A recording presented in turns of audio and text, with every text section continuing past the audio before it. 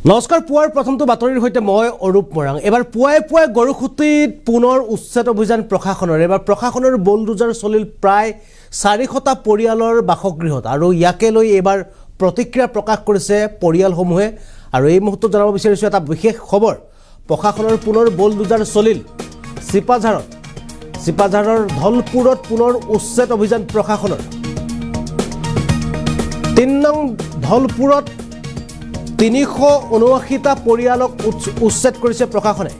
পৰিয়ালকেইটাই দখল কৰি আছিল গৰুখুটি প্ৰকল্পৰ ভূমি। গৰুখুটি প্ৰকল্পৰ ভূমি দখল কৰাৰ অপৰাধত পুনৰ পৰিয়ালৰ ঘৰ বুলডোজাৰ লগাই ভাঙি দিয়া হৈছে। মুঠ ৬২০টা পৰিয়ালে দখল কৰি আছিল প্ৰকল্পৰ ভূমি। প্ৰশাসনে বাৰম্বাৰ নিৰ্দেশনা প্ৰেৰণ কৰাৰ পাছতো অমান্য কৰি আছিল পৰিয়ালকেইটাই। আজি পুনৰ বাকী থকা পৰিয়ালকেইটাক উচ্ছেদ চলাব প্ৰশাসনে। যিকেইটা পৰিয়াল বৰ্তমান বাকী ৰৈছে সেই পৰিয়ালকেইটাক পুনৰ উচ্ছেদ চলাব প্ৰশাসনে।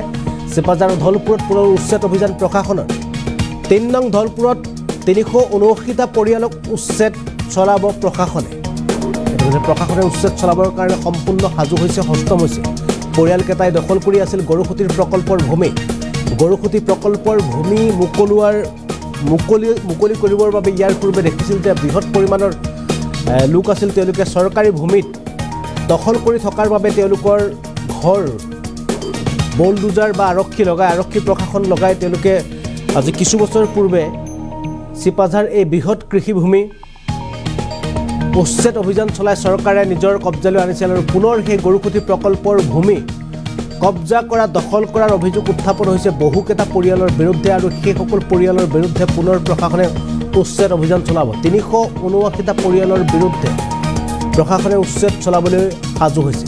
আমি পোনে এইবাৰ আপোনালোকক সেই উচ্ছেদ অভিযানৰ দৃশ্য দেখুৱাব বিচাৰিছোঁ।